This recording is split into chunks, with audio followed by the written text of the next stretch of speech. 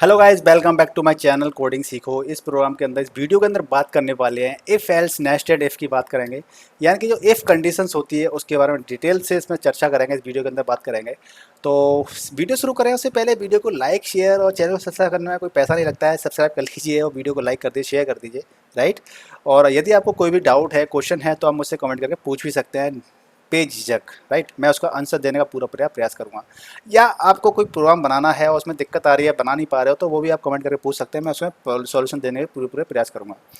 तो चलिए वीडियो को शुरू करते हैं। तो सबसे पहले इफ़ एल्स कंडीशन के बारे में समझते हैं कि if else actually if condition क्या होती है। सपोज दैट हमें कुछ कोई कंडीशन एग्जीक्यूट करानी है, कुछ कोड को एग्जीक्यूट कराना है और हमें चेक करना है कि यदि ऐसा होता है तभी ये कोड एग्जीक्यूट हो। तो उसके लिए हम क्या चलाते हैं, इफ़ कंडीशन चलाते हैं। सपोज दैट हमें कोई डिसीजन लेना है तो उसके लिए इफ़ चलाते हैं। तो छोटा सा एक प्रोग्राम बना लेते हैं, तभी आप प्रॉपर तरीके से समझ पाएंगे। तो आइए एक स्ट्रीम हेडर फाइल को ज़रा इंक्लूड कर लेते हैं और एक नेम स्पेस को ऐड कर लेता हूँ मैं, जिससे कोड लिखना थोड़ा इजी हो जाएगा। और उसके बाद मैंने क्या किया, एक मैन फंक्शन ले लिया है। और मैन फंक्शन लेने के बाद मैं पहले दो वेरिएबल ले लेता हूँ इंटीजर टाइप के, ए कॉमा बी, राइट। इंट ए कॉमा बी। और इनमें मैं वैल्यू का असाइनमेंट कर देता हूँ, वैल्यू डाल ही देता हूँ पहले से इसके अंदर, ये ठीक है। ए के अंदर फोल्ड डाल दिया मैंने, बी के अंदर डाल दिया है 1। अब इसके बाद सीधे से मैं चेक करना चाहता हूँ कि ए आपका बी से बड़ा है कि नहीं है, राइट। तो मैं क्या करूँगा कि if a greater b, curly braces open, curly braces open and curly braces close. तो मैंने क्या किया, मैसेज प्रिंट कर दिया ए इज़ ग्रेटर, राइट। देखिए ए इज़ ग्रेटर। आपने क्या चेक किया कि यदि ए बड़ा है बी से तो आपका एक मैसेज आ जाए कि ए इज़ ग्रेटर, राइट। तो यही आपका इफ कंडीशन होती है। इसको एग्जीक्यूट कर लेते हैं। एग्जीक्यूट करने से पहले आपको मैं एक चीज़ बता देता हूँ कि आपका मैन फंक्शन था वो रिटर्न टाइप इंटीजर था। तो मैं इसका रिटर्न 0 कर देता हूँ, राइट। ठीक है। अब इसको एग्जीक्यूट कर लेता हूँ मैं सॉरी। तो अब देख सकते हैं कि आपका कोड क्या आ गया, ए इज़ ग्रेटर, राइट। तो आपका ए इज़ ग्रेटर है, तो यानी कि आपका ए बड़ा है। और तो आप देख सकते हैं कि आपकी ये कंडीशन आपने ऐसे लगाई कि आपने ए इज़ ग्रेटर, राइट। इसमें क्या होता है, सिंगल स्टेटमेंट कैसे होता है, जैसे कि मैंने कर्ली ब्रेसेस हटा दिए ये, राइट। तो मैंने कर्ली ब्रेसेस हटा दिए हैं, फिर इसको एग्जीक्यूट करता हूँ तो आप देख सकते हैं कि आपका रिजल्ट सेम वैसे ही आ रहा है कि ए इज़ ग्रेटर। तो क्या होता है कि यदि आपका सिंगल स्टेटमेंट है इफ़ के अंदर, सिंगल स्टेटमेंट यानी कि सिर्फ एक ही कोड है आपका इफ़ के अंदर, तो आप कर्ली ब्रेसेस आपको लगाने की ज़रूरत नहीं है। लेकिन यदि आपके मल्टीपल स्टेटमेंट हैं, एक से ज़्यादा, तो आपको कर्ली ब्रेसेस लगाने पड़ते हैं। लेकिन बेस्ट प्रैक्टिस यही रहती है कि आपका स्टेटमेंट एक हो या दो हो, आप लगा के चलिए तो बेटर रहता है, ठीक है। तो जिससे आपके जो कोडिंग मिस्टेक की गुंजाइश होती है वो कमी रहती है। तो ये आपका क्या हो गया, इफ़ स्टेटमेंट हो गया। इसी तरीके से आपको चेक करना है, सपोज दैट जैसे कि आपको चेक करना है कि बी बड़ा है। अगर आपका बी बड़ा है तो आपका मैसेज क्या आ जाए, b is greater, right. B is greater. आप कोड को एग्जिट कर लीजिए तो आपका ए इज़ ग्रेटर आ रहा है, आपका बी इज़ ग्रेटर नहीं आ रहा है, क्योंकि बी आपका बड़ा है ही नहीं है ना। तो कैसे आ जाएगा। अब बी को बड़ा करना है तो आप बी को बड़ा वैल्यू डाल दीजिए, बड़ी डाल दीजिए। तो आपका क्या हो जाएगा, ए ग्रेटर बी, यानी कि ए लेस देन बी, यानी कि 4 लेस देन 11। तो आपका बी इज़ ग्रेटर वाला मैसेज आ जाएगा, ठीक है। तो बी इज़ ग्रेटर आ गया। लेकिन आपको ऐसा करने की ज़रूरत नहीं है कि आपको पहले आप ए चेक कर रहे हो फिर आप बी चेक कर रहे हो। हम क्या कर सकते हैं, इसी चीज़ को इफ़ एल्स लगा सकते हैं। आपकी दो ही वैल्यू है ना सिर्फ, के ए और बी। तो आप या तो ए बड़ा होगा या बी बड़ा होगा। तो इसमें आप क्या कर सकते हो, एल्स लगा सकते हो। और एल्स में आप क्या कर सकते हो कि यदि आपका ए या तो ए बड़ा होगा या क्या होगा, बी बड़ा होगा। यानी कि ए ग्रेटर बी, जब आपका ए बड़ा है तो ए इज़ ग्रेटर लगा दिया। और ए बड़ा नहीं है तो क्या होगा, बाई डिफ़ॉल्ट बी तो बड़ा होगा फिर। तो आपने क्या कर दिया, बी इज़ ग्रेटर लगा दिया, ठीक है। तो आप देख लेते हैं इसके अंदर क्या होता है। तो आपका क्या, बी इज़ ग्रेटर, राइट, क्योंकि आपका बी वाकई में बी बड़ा है। और मैंने इसको 11 को आप बंद कर दिया। तो आप देख लेते हैं कि ए इज़ ग्रेटर, राइट। तो ये क्या हो गया आपका, इफ़ एल्स स्टेटमेंट हो गया। इसी तरीके से आपका क्या होता है कि जैसे कि अब ए बड़ा है या बी बड़ा होगा। एक तीसरी कंडीशन ये भी तो हो सकती है कि क्या ए और बी बराबर हैं, क्या इक्वल हैं क्या। तो उसके लिए आप क्या करेंगे,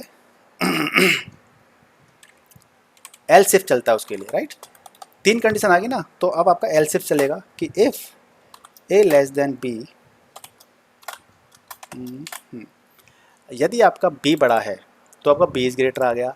और तीसरी कंडीशन आपकी क्या हो जाएगी, if else if and else, right.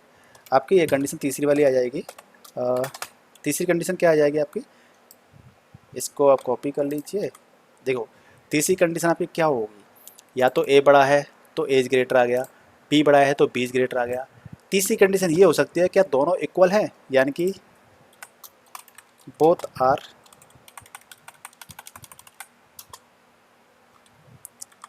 Equal, right.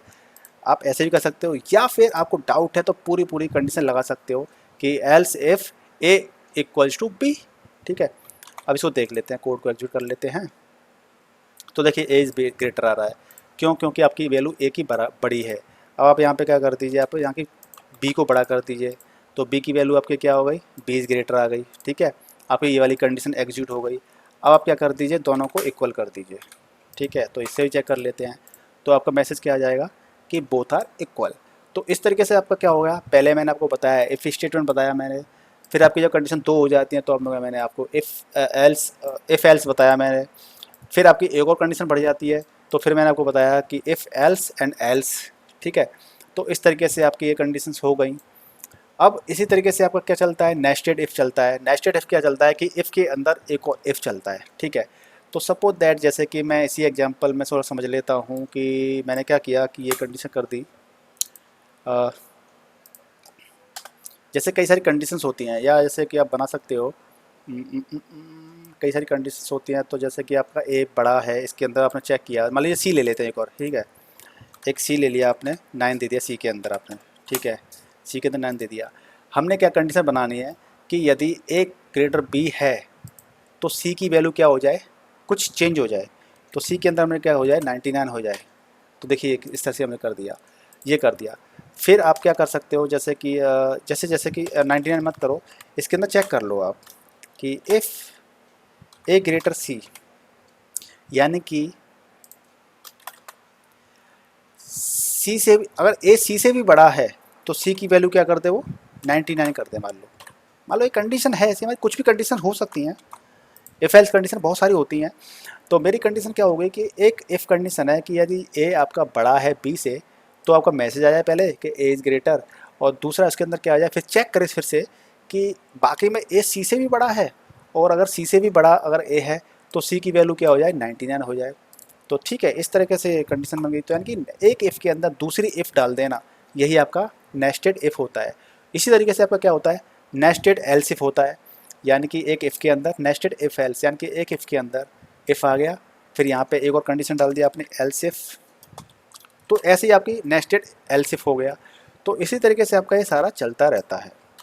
और इसके अलावा और मैं देख लेता हूँ कि आपको क्या मुझे पढ़ाना चाहिए इसके अंदर।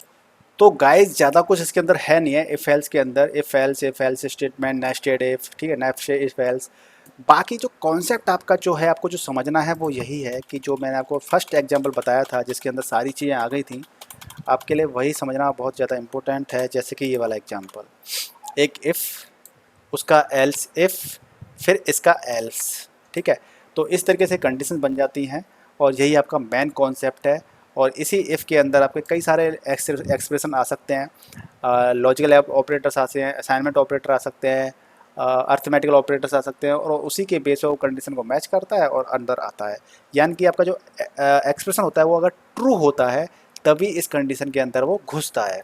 यदि आपका ए ग्रेटर बी है, यानी ट्रू है, तब ये इसके अंदर आएगा, नहीं तो इसके अंदर आएगा नहीं। फिर वो क्या करेगा, इसको चेक करेगा। अगर ये कंडीशन ट्रू नहीं है, फॉल्स है, तो इसको चेक करेगा। अगर ये कंडीशन ट्रू है तो इसके अंदर आएगा। अगर ये फॉल्स है कंडीशन, ए लेस देन बी अगर फॉल्स है कंडीशन, तो फिर एल्स वाले में आ जाएगा और इसको क्या कर देगा, एग्जीक्यूट कर देगा। तो आपके इस तरीके से इफ़ एल्स इफ और एल्स इस तरह से कंडीशन चलती रहती हैं। Else if else if else if आप कई सारे ऐसे कर सकते हो। इससे भी एक आपकी कंडीशन पर डिपेंड करता है। एक होता है आपका स्विच। स्विच में क्या होता है कि आपके कई सारे इसी की तरह ऑपरेशंस होते हैं कि इफ़ एल्स कई सारी कंडीशंस होती हैं आपके पास।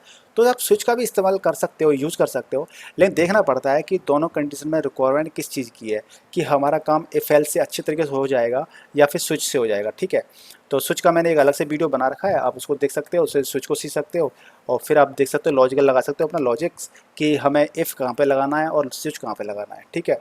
तो गाइज मुझे उम्मीद है कि आपको इफ़ एल्स कंडीशन वगैरह ये आपको चैप्टर, ये वीडियो आपको समझ में आ गया होगा, कॉन्सेप्ट समझ में आ गया होगा। अगर आपको समझ में आ गया है तो कमेंट कर दीजिए, वीडियो को लाइक कर दीजिए, शेयर कर दीजिए।